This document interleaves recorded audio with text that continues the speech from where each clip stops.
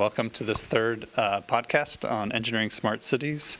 This one is on how to start up a smart and sustainable venture, and for that we've invited Rohit Malhotra to visit us. Rohit is the founder and executive director of the Center for Civic Innovation in Atlanta, his hometown city. Wow, I don't meet many Atlantans in Atlanta. We're unicorns. It's great. His background is in social entrepreneurship, digital communications, open data, and community organizing. Most recently, he served as an ASH Innovation Fellow in the White House Office of Management and Budget, focused on the administration's efforts around social impact bonds and The pay for Obama performance. administration's efforts. Just want to make that clear. Not quite so recent. I need to update my bio. In 2015, he was appointed to the board of directors of the Metro Atlanta Chamber of Commerce, where he's the youngest serving member in recent history. Rohit was named one of Atlanta Business Chronicle's 30 Under 30 in June 2015. He was awarded the prestigious Echoing Green Global Fellowship. He earned his BA from Emory University and Master in Public Policy from, what's this school? It's a small school in Boston. Harvard University. The John F. Kennedy School of Government. Rohit is a self-appointed expert on pizza and hip-hop. So welcome, Rohit. I think the only logical first question is, where's the best pizza in Atlanta? Oh my gosh, that's controversial. That is controversial. Antico's amazing, obviously, and then Rosa's Pizza, which is right on Broad Street, is pretty incredible as well. So it depends on whether you want a New York slice or an Italian slice. All right, for the class, how many for Rosa's? And how many for Antico's? Yeah, it's the local advantage. Whatever. They're on TripAdvisor, so that's why it's not fair. Great. So why don't we start off by you telling us, what does the Center for Civic Innovation do exactly, and why did you start it? Yeah. So thank you for having me today. I appreciate it. The Center for Civic Innovation was created for a very specific reason, which is in 2013, Atlanta was named the most unequal city in the United States. And upward mobility in the city of Atlanta is 4%, meaning there's a 96% chance if you're born poor in Atlanta, you die poor in Atlanta. And that's not the narrative that Atlanta was telling the world. Right? We were saying we're the greatest city for startups, we're the fastest booming small economy. Look at our skyline. Look at these amazing Fortune 500s. And we were trying to mask this tale of two cities that Atlanta is actually going through. And so the past 4.5 years have been an exploration on why is Atlanta the most unequal city in the US? What is causing that? And why are we struggling to solve it? And what we found were three things that guide our mission and work. Number one is that cities that are unequal don't really know why they're unequal. They don't have good information and data around why these things exist in the first place. So what they end up doing is they make emotional decisions and calls on things. So they'll be like, oh, that seems cool, let's do that. Or I heard a report that once this happened. And people will commission their own reports just to validate what it is that they already believe, rather than actually looking at things and saying, here's the problem we have, and here's how well we're doing against it. That's the first thing. Second thing we learned was that we don't actually view civic problem solving against social issues, as a part of economic growth in cities. Even in the definitions of smart cities, right? We don't talk about issues of poverty. What we found is that city economies do not internalize social issues that are happening within their cities, and therefore the people who are actually solving the problems are viewed as charitable entities. Oh, look at that cute little nonprofit, or look at that really cool little organization. Not, this is important to our economy. So that's the second thing we learned, is that social problem solving is not important to local economies. And the third thing is that people and government hate each other. And in a time like right now, we all know that, right? And what happens is that government says, well, people aren't smart enough to know what we do, or they don't understand how good they have it. And on the flip side, you have people being like, well, government doesn't include me at all. They make decisions without me. They don't even talk to me, et cetera, right? So there's a really bad relationship between people and government. And ultimately, we believe that those are the three driving forces around why the city of Atlanta particularly is unequal. And so the mission of the Center for Civic Innovation is to solve issues of inequality by building public policy from the ground up. And we want to do that by empowering people to shape the future of the city, which is a hard task. We don't believe in trickle-down economic empowerment. We believe it starts from the ground up. And what is it that you do for the startups that are a part of the Center for Civic Innovation? So we What's have the business model? Yep. So in addition to doing a lot of research and policy work, I actually just left a convening we had on, the Super Bowl is coming to town. What effect is that going to have on the neighborhoods that are happening around the Super Bowl? We find really interesting grassroots organizations who wouldn't even call themselves organizations, let alone call themselves entrepreneurs. These are farmers, teachers, physicians, lawyers who are designing solutions in their own communities to tackle issues of inequality around education, criminal justice reform, et cetera. We find them. We're grassroots organizers, so we look at where they are and what they're doing. They go through a pretty intensive process where they actually get validated by the community themselves. And we provide a program called our Civic Innovation Fellowship, where they get 6 months of training to actually say, does your idea even have legs? Does it even work? Does it even make sense? Let's not even put it out there until we actually know that it works. And then if they make it through that process, we have a residency program where we actually help scale and grow their businesses as well. So we provide training, mentorship, coaching, and we actually provide direct investment capital in those entrepreneurs as well. Very good. This group is focused on sustainability challenges related to civil infrastructure systems. Great. What kinds of startups have you seen that are working in this area? Yeah. In infrastructure? How are they doing, let's say? Around particularly... it could be water, energy, Yep. so energy burden, Yeah, so, transportation. So issues of sustainability disproportionately affect poorer communities. And when you think about all these new, we've worked with some organizations that are trying to bring, thinking about community grids within West Side communities. There's a guy who's out there saying, what if we could all have community-based power, right? What would that look like if we actually had equity in that work? We also have people who are making sure that people have access to healthy, affordable foods and have access to the fact that we have to think about being proactive against potential issues of clean water in a city like Atlanta is just mind-boggling, but we do. So when we think about the types of entrepreneurs we're working with are usually working in a community. Either they are trying to prevent something that is inevitably going to happen if things keep going the way they're going, or they're dealing with the consequences of us ignoring these issues. I mean, we have had, you think about just water in general in Atlanta, the way that certain pipes are made and constructed it varies across neighborhood. You have the greatest infrastructure happens in the neighborhoods that have the beautiful houses and the sidewalks that are all great. But other people, oh yeah, we'll get to that. We'll worry about your health related issues and things that affect your neighborhoods at a different date. So we work specifically in neighborhoods that have been disproportionately affected by issues of inequality. Great. When you meet an entrepreneur for the first time, when they're coming to the Center for Civic Innovation, Yep. What do you tell them is the most important thing that they need to focus on? First and foremost, for an entrepreneur, it's their why.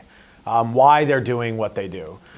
We have a lot of people who start off by doing something for a particular reason, and then they veer in a different direction, and that's when you end up creating something that could be detrimental to a community. And so if you're going to do civic entrepreneurship, you cannot veer away from your why. Why you're doing what you do will drive your business model. It'll drive the problem statement that exists behind that business model. It'll create the mission statement, the vision statement, the activities, the financial statements. Every single thing can be derived from their why. And so we very consciously, if they have a 6-month program, they spend almost 2 months on just going deeper and deeper and deeper into the why. It sounds philosophical and weird, but I think it's where entrepreneurship is really unique. I think, I come from a family of entrepreneurs. My parents are entrepreneurs. They would never call themselves that. They don't know what those words mean, but they gave me the ultimate privilege of growing up poor without knowing I was poor. And that came from this this very clear why. And entrepreneurs are often successful when they know what their why is, particularly in the civic sector. So I have some questions from the audience here. Great. First is from Jeffrey. What are the most important things for aspiring entrepreneurs to keep in mind when starting a startup related to smart and sustainable city technology?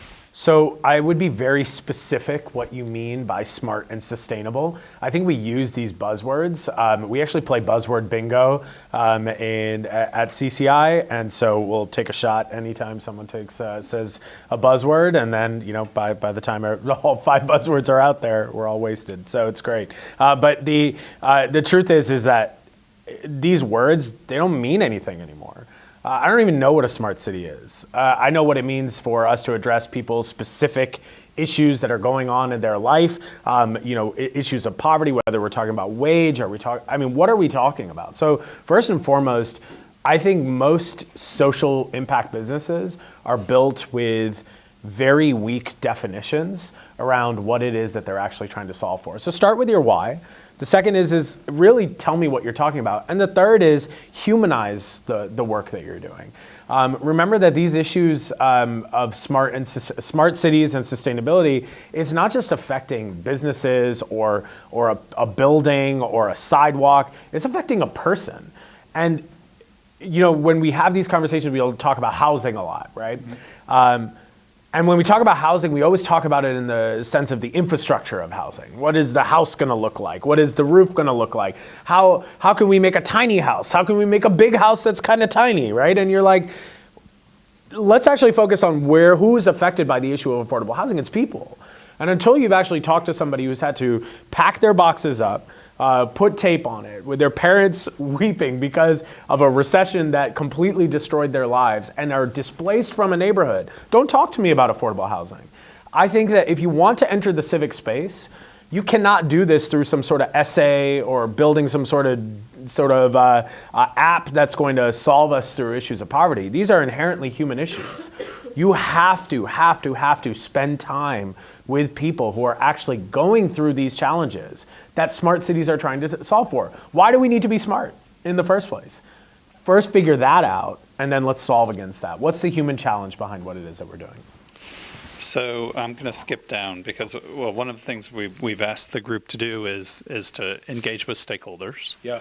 And they variably found that easy or challenging depending on the kind of sustainability challenge they're pursuing.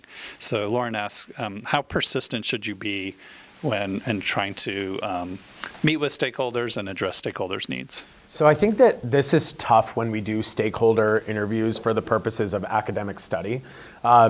Because I think poor people are tired of being studied.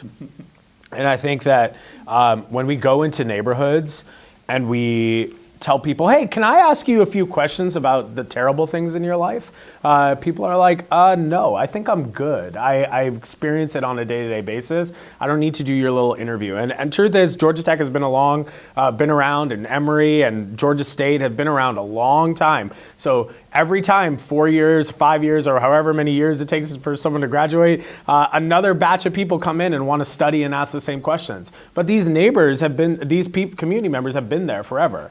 So first and foremost, the question is what relationship do you have with that community in the first place? If this is for the purposes of academic study, then pay them. If you are truly looking for a transactional relationship here, you are looking for information that they are hoping that you want them to provide, and you want it for the purposes of your academic study, then treat it as a transactional relationship. Don't fake it like you actually care about the people, right? You may care in the sense that you're empathetic. That's different than are you going to be there when their life continues to be the way it is. I'll tell you the first time when I was in college, I started a nonprofit organization, which is code for I didn't know what I was doing, and I wanted to do something good, and I couldn't get into business school. So the big thing was, start a nonprofit organization and raise a bunch of money and I was going to go build a school. So we started this campaign. It was called Mosquitoes Suck. We sold a bunch of T-shirts here at Tech, at Emory, at State, and we took these T-shirts and we made a ton of money off of it. And so we took that money and we were like, what did Oprah say? Let's go build schools. Perfect. So we went to the country of Mali with a professor to go build a school. And we were there. We had money in our pockets to give them. We were so excited. They came. They welcomed us. They were like, "Woo! They're here. This is awesome. This is so great." We got there, and they were like, "So what are y'all doing here? Are you here to explore, learn more about our culture and live with us and build with us?" And we were like, "No, we're here to build you a school." And literally, you could watch the entire celebration just die down. People were like, "You're here to do what?" We're like, "We're here to build a school." They're like, "Who are you? Where did you come from?" And we're like, No, don't worry. We got cash. Like, this is amazing. We're going to fund the entire thing." Where they're like, "We don't care. Who are you? Do you even know who we are? Do you even know my name?" And it was the best lesson I could have learned at such a young age, is that, we cannot go into communities attempting to solve their challenges for them, because the things that are built for us without us are not for us. And that is fundamental to community-based work and smart city work, is if you are truly trying to make people's lives better. Look, if you're trying to make $1, go make $1. I'm not the right person to talk to. There are better people who can tell you how to make a ton of money off of all these buzzwords and cool things, and build an app and show people how to park faster in a place. I don't care. The truth is that for the people who if you're trying to solve the challenges of an individual, first of all, know their name, know their journey, know who they are, know where they come from. We ended up just giving all of that money to the place, saying, "Look, you just do whatever you want with it." Pretty embarrassed by that. But I think that it was the greatest learning that we could have, is that if you want to do community-based work, when you talk to stakeholders, don't think of them as stakeholders. Think of them as human beings who are going through a thing that you are trying to better understand. And the only way that you're going to better understand it is either go and experience it with them. If it's transactional, then pay them. Pay them for their knowledge. Because we would do that with any other consultant. That's what we're asking them to be. So we're not going to ask the students to pay their stakeholders that they try and interview for you don't have to, right? But I'm just saying, if you get a poor response, know why you're getting that poor response. Because if a relationship is transactional, then they are going to expect the other end of that transaction. So let's say they want to get started. They want to start interacting with stakeholders. Yep. What's the best way to do that, so you don't show up and say, here's our solution, yep. and as happened to you, they say, well, you don't even know my name. Yeah. How do you make that first engagement? Yeah, great question. So I think that there are people who are within communities and neighborhoods that have been there a long time. They are your anchors. They are the people who have put the time in. So for example, if you wanted to work with a bunch of farmers in the city of Atlanta, and you wanted to talk to them about urban agriculture, farmers are already so overstretched, and they are studied to the bone, right? And they're so tired of being studied. And we watch people, they're like, "Oh my God, I just got yelled at by a farmer." Yeah, because they are broke and just trying to get food, healthy, affordable foods to people, and making on average $15,000 a year to feed their family of four. Life's not awesome as an urban farmer. What we found, though, is that there are some anchors that have been in the neighborhood for a very long time that are better recipients of that information. If people can't receive the questions that you're asking, they're not going to give you the answers that you want. So, for example, in Atlanta, there's a group called Truly Living Well. Truly Living Well has been in the neighborhood for a long time, and most urban farmers have actually been trained under Truly Living Well. They've established themselves as an intermediary, as a core function of what they do is to be an intermediary. And so part of it is recognizing where that stakeholder is coming from, what their journey actually is on a day-to-day basis, so you can have a better conversation. If Truly Living Well opens that conversation up for you, it's much easier and much better. So I would find an anchor or someone who has been in the neighborhood for a much, much longer time that can help you facilitate those questions in an appropriate way. So that question was from Kenneth. I can't take credit for it. Next question from Karen. What if people don't care? What if it's an important sustainability challenge you're trying to address, and when you go out and talk to people, they don't care? Who do you think Karen thinks doesn't care, or can Karen answer that? I'm not sure. who are we worried about is caring, right? So I would say if we're worried that the stakeholders won't care, trust me, they do care. They just don't. At the end of the day, poor people, particularly people who are experiencing a challenge, ultimately, it's not that they love being poor. Like, poor people don't want to be poor. They actually do care a lot about solving issues of poverty. They just don't think about it like that. Their day-to-day conversations in their house aren't at the dinner table like, so how was your poverty today, right? It's a conversation just like every other family has. And poor people like nice things. Like, they don't like broke things. They don't like things that aren't working either. They like nice things. A lot of times, the ultimate pushback to community-based development or community-based infrastructure work is, well, the community just, that they just don't want nice things to happen to their neighborhood. They're so against gentrification. That's not the case. People are very pro nice things coming to their places. Everyone likes nice things around them. What they don't like is when they can't participate in the things that were built around them on their backs, and then they're pushed out and can't participate in it. For example, in Atlanta, upward mobility is 4%. 4%, meaning wages in this city, we have the greatest separation in wages in the entire United States. Minimum wage in the state of Georgia is still $5.15. Most jobs still provide that $7.20 or 27-cent federal minimum wage, but in order to survive in Atlanta, every study is pointing us that you need to make anywhere between about $18 to $21 an hour in order to survive in Atlanta. Survive, not thrive, survive in Atlanta. And you have people making $7.27 an hour. When you have people making less than $10,000 or less than $15,000 a year, they can't participate in the growth that's happening in their neighborhoods. So they will often be confused as not caring about solving this issue. They do care. They care about the consequence. So talk about the consequence of the issue, not the issue itself. We often in academic land get stuck in the buzzwords, right? So water conservation issues or climate change issues, those words don't mean much in community. Talk about the consequence of those issues. The fact that people don't have clean drinking water, they don't have access to healthy, affordable foods.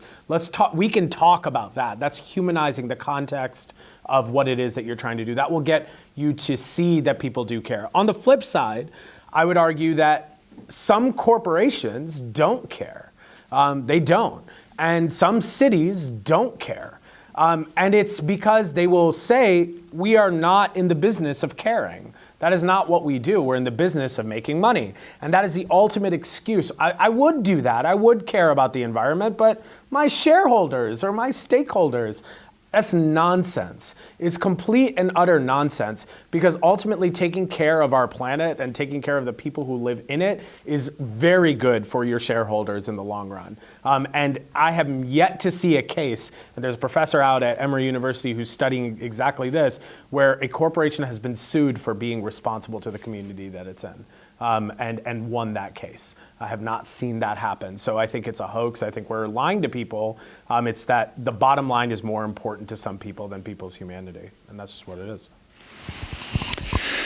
So this, I wonder if sharing the consequences may be an answer to this, but let me pose this question from Lauren. How do you convince users to use a product that might be more sustainable, but also more expensive? It's a good question, right? We don't, ultimately, in a capitalist market, we do not internalize the social consequences, the cost of the social issues that we're going through, right? So we're allowed to say, I know this product completely ruins people's lives, but it's okay. We have a social impact or a philanthropy arm to our company that will make it okay. I mean, you literally have foundations that are both saying we want to solve against criminal justice reform, yet they're investing their capital into private prisons. It is insane how capital markets view social issues. And so to me, I think that if we actually put the true cost of products on the table, it would be higher. It is ultimately more expensive. But who do we give the subsidy to? We give it to corporations that sell mass amounts of product. Look at corporate subsidies today. You could say, well, those trickle down into jobs and whatnot, but when we offer those same types of subsidies, or when small businesses or individuals are asking for that same types of subsidy, we call it welfare, or we call it, you can't pull yourself up from your bootstraps, so what's wrong with you? Yeah, we just gave $1.9 billion to a corporation to go build a building right in the heart of the city. $1.9 billion. Like, give me a break. We offer mass incentives to corporations, yet when it comes to these smaller products that are actually internalizing these social issues that they're trying to solve against, it's too expensive. So how do you get a consumer to do that? I think we have to expose the fact that we have to start subsidizing the cost of products like that. We could offer an economic incentive, so use the same game that we offer to developers to build big buildings, use it for corporate or for socially responsible products, offset the cost so they can be competitive in the market if you're insistent on having a market-based product. Or let's unveil the big hoax here, which is that cities spend mass amounts of dollars in incentives, and they call it economic development work, yet small businesses and micro businesses are crumbling in this country.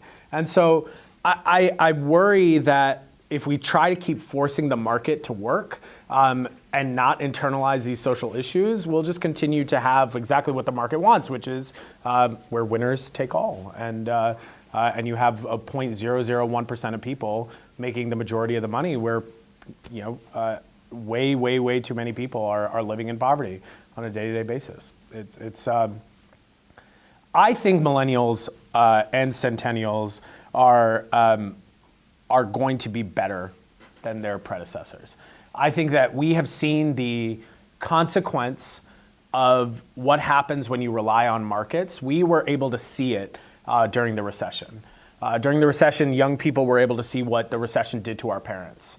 We saw what it did to people's humanity. We saw how people have been polarized. This past election has showed young people what older people are willing to do to polarize this country in order to just get their last dollar or to maintain their own wealth. And I think that given the diversity of millennials and centennials, I think we're in a much better place to internalize those issues. And I think we'll pay more. We are the market that will pay more for things that don't ruin the planet and our generation. So I guess on that point of capital, there's several questions on getting capital for a new venture. Yeah. One from Danielle. Yeah. How do you get funding to take an idea through research and prototyping if it's not going to be a profitable product, but it is a product that addresses an important sustainability challenge and helps the public at large? Oh, I love that question, because I think it is the fundamental issue in this sector. We do not try, test, validate social impact work. We just don't. You're one or the other, right? You are either you start a cute nonprofit, so you go, what all that means, by the way, nonprofit doesn't even mean anything. All it is, so for example, if you're a business and you make $100,000 a year and you spend $100,000 on actually providing your product or service, so your revenue is $100,000 and your expenses are $100,000, that means you made $0 in profit, which makes you a nonprofit. Welcome to 96% of businesses in the United States. Most businesses are nonprofits. This facade that being a tax-deductible organization makes you socially good is ridiculous. It incentivizes us even more to separate business and what we use our dollars for versus our charity. So first and foremost, I think most people who are testing in the social sector are getting their initial dollars from charitable money.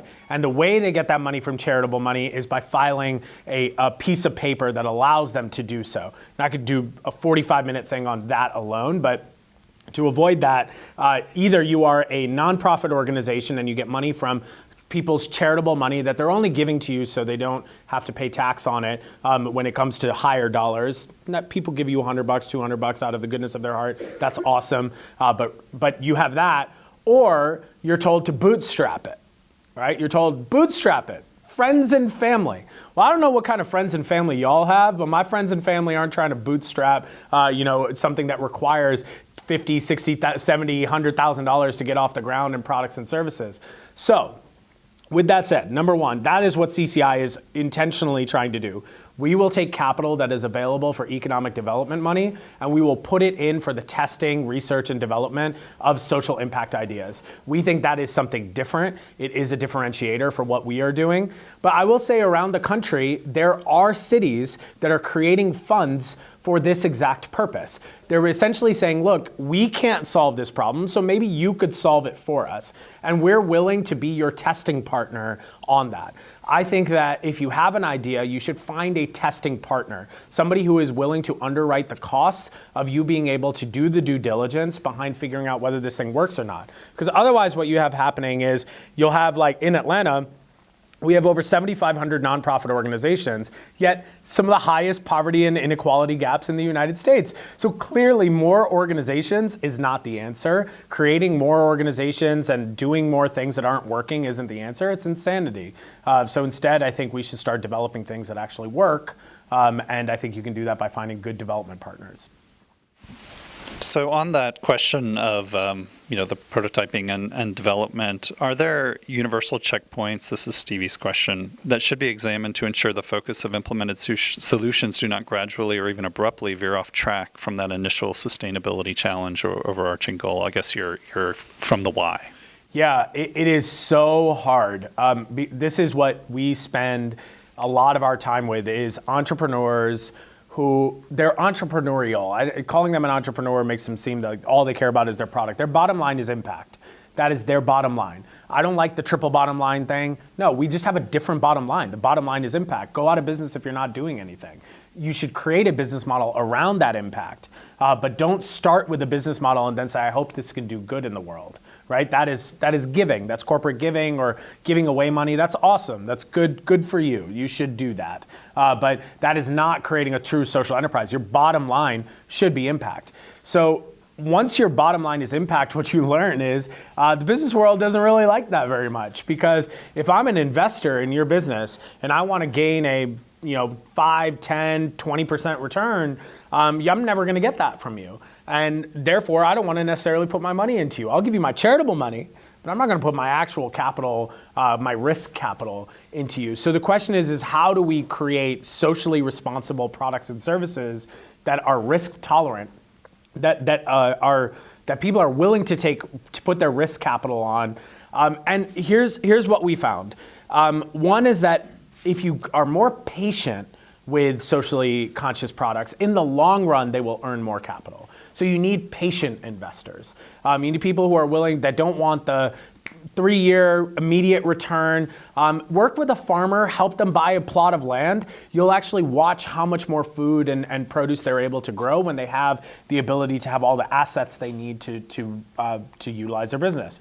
How do you not veer off track? It's very, very difficult, because you'll see nonprofits all the time. Today is Giving Tuesday, so you're going to hear from every nonprofit veering off track today, which is all of us have to come to you and say, please, please help us. We will give you a t-shirt. We will go spend 20% of our time, every week trying to print t-shirts for you. If you will only give us $20, that would be amazing. And it is because of the way that we are financially structured, it is impossible to actually earn enough revenue to do what it is that we need to do without veering off track. So you can partner with other organizations, let them do the veering off track, earn profit, and be really good at earning profit and give you a piece of that. Focus on your goal. Don't create a social impact organization whose sole intention and focus every day isn't about creating that impact. And I say that as someone who runs an organization. I will tell you, it's all cool when it's a thesis and this came out of my thesis work. I was like, yeah, I did it. This is awesome. It's going to be so great. I checked the boxes. I did the analysis. It's going to be awesome. None of that worked. The second you end up hiring a few employees, as much as your impact matters, if their healthcare card doesn't go through when they're at the doctor, you're done, right? If they don't get their payroll on time, bye. Like if your operations are not set, you are now running a corporation. So if you do not want to be held to those rules and do not want to be in those in that type of infrastructure, don't start an organization. The other thing is you don't have to start a company to make social impact. Many of you are already smart enough. Go join an already existing initiative, already existing program. Go put your talents to work with those programs. Make them better. Because otherwise, if you're just starting it because you wanted to start it, then that's ego. There needs to be actual need. And if you can apply your talent to an already existing organization, you'll end up cutting all the costs that go into trying to start up an organization, which are quite significant and are very, very risky. Most businesses fail, and nonprofits are no exception. So that brings us to, I think, Araceli's question. What are the risks with starting a company? What personal, professional risk would a recent graduate from Georgia Tech really be taking if they decided to start addressing their why? Yeah, so having your Indian parents hate you is a pretty good one, so that's good. But I think that at the end of the day, the biggest risk you're taking is that the market ultimately does not recognize this type of work as important. It will, as the planet continues to erode and challenges continue to increase, it will recognize it. It's just not willing to yet. You have a post World War II industrial complex that is put on our products and services right now, and we don't view this work as important, but we will. It is inevitable. But the risk is that you're going and trying to create a product or service in a market that doesn't see your product or service as important. So you will be outcasted in a lot of ways, but if you're from Atlanta, that's normal, right? So that is very important to know that you're not going to go into this and make a ton of money.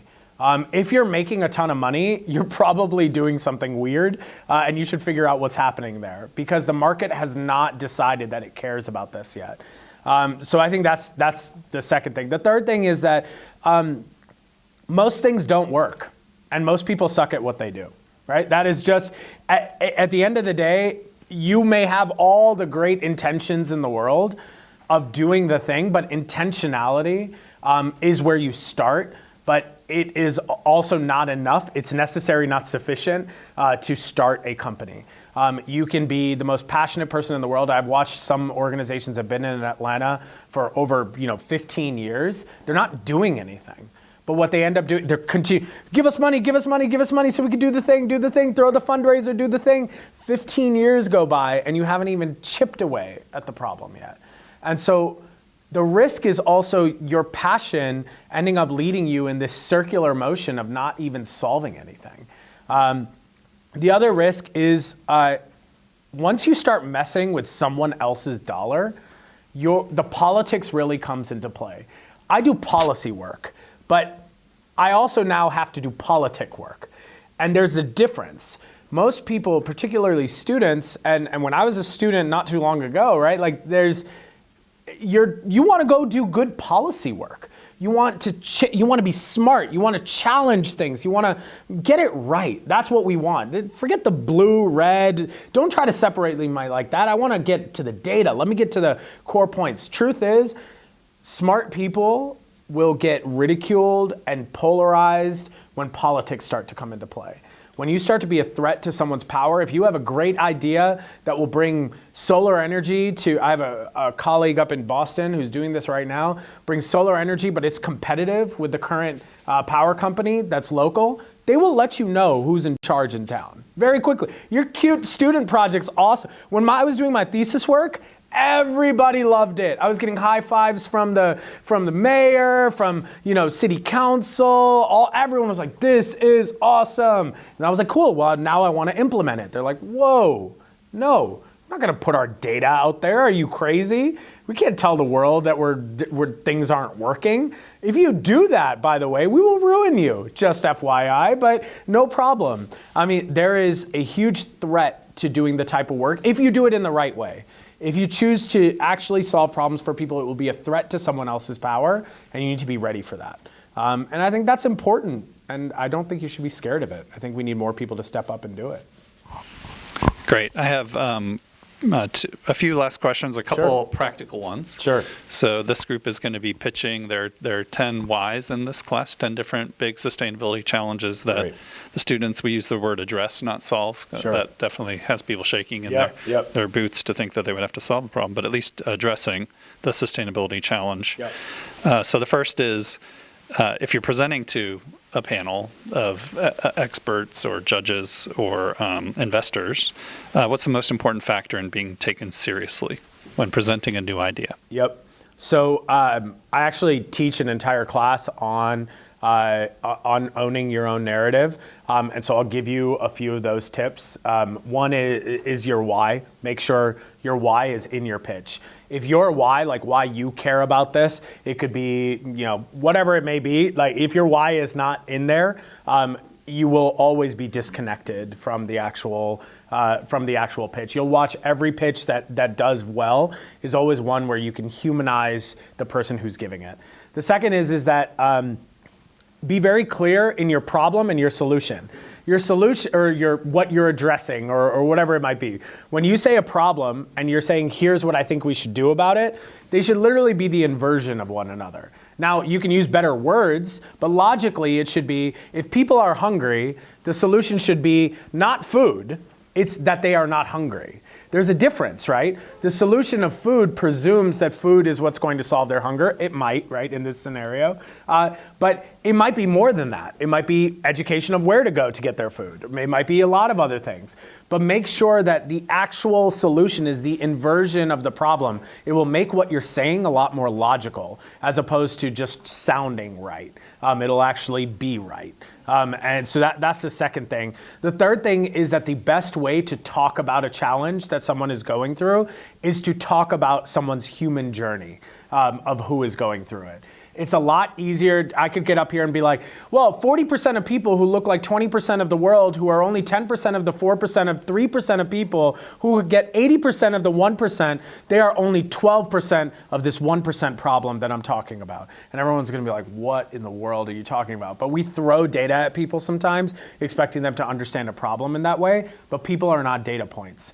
People are wrapped up in journeys, traditions, cultures, experiences. Tell me the experience or journey of an individual, and then frame it in contextualizing those statistics, right? So you could tell me the story of a farmer that is trying to provide healthy, affordable foods to a neighborhood, and then tell me about all of the urban farmers that are struggling to get land, as opposed to telling me those percentage points first, and then hoping that I understand what it is. But humanize this type of work. It would be those are my suggestions on that. That's great advice for these final pitches. The other practical question, when you're making one of these pitches, what should, and that was Micah that's the last question, Tori's asking this one, what information should and should not be included in the elevator pitch? So they've made 10-minute, very detailed presentations, 12-minute detailed presentations of their solutions, Yep. but now they need to simplify it down to a 2 to 2.5 minute pitch. What's in and what's out? Got it. So in that pitch, you want to have your name, and then I always say your why should be in there, even if it's quick. Like, I came to this work because this is important to me because a problem statement. So a very quick statement of, Atlanta is the most unequal city in the United States. Upward mobility is only 4%, and then hit me with a solution immediately. Therefore, we need better public policies and interventions to actually address issues that are disproportionately affecting poor communities. And then from there, you can get me pretty quickly through how you are doing that, right? You could say, the way I think that could be addressed is, through these particular things, which should just be the inversion of that problem statement. So you could say, in order for us to build better public policy, we've got to have better information about what's going on. We've got to invest in the people who are doing the work. And we also got to build a better relationship between people and policymakers, right? and then ultimately end with the vision of the world that you are trying to create. The vision of the world that you're trying to create it gives people hope that not all is going to fall to the ground. I know that when I talk about this work, I can come off as a pessimist or just, I'm so against the world and everything's bad. No, I'm an optimist, but I think that Atlanta's going to be great. Atlanta, to me, is the greatest city in the world. I love the city with all my heart. And in order for us to actually address the issues that it's going through, I got to be real about what it's going on. We got to shoot straight. But the world that I think we're going to have when we solve against issues of inequality is we'll be the most equal city in the United States. So who you are, why you do what you do, the problem you are solving for, your direct solution to that problem, how you plan to do there, and then close me out with a vision of what will the world look like if we actually did this. That could be micro. It could be farmers like Joe would be in better hands, or it could be macro, that all farmers would, thrive because of it. The last thing I want to say on that is be specific about your audience. Don't boil the ocean. Only say the names or the geography and the type of people that you are willing to be held accountable for and that fit that description. So if you say all people, I'm going to ask you the question of, are you sure all people? People in Switzerland too? People in South Africa too? Are you cool with helping them too? If the answer is no, I can't really help them. It's really the United States. And I'll be like, cool, Oregon too? New York too? And then if you're like, no, it's really just Georgia. And I'll be like, cool. Columbus too, Macon too. And ultimately what you find is that really your work is usually centered around a smaller geography of people that is more narrow and specific. You should always include that in what it is that you're doing, because I can better understand what it is that you're trying to solve for if you get more narrow with who you're trying to solve for. Great. Well, thank you very much for coming and sharing your insights with us. This has been really great. Thank you. To do it. Yeah. Thank you. Cool.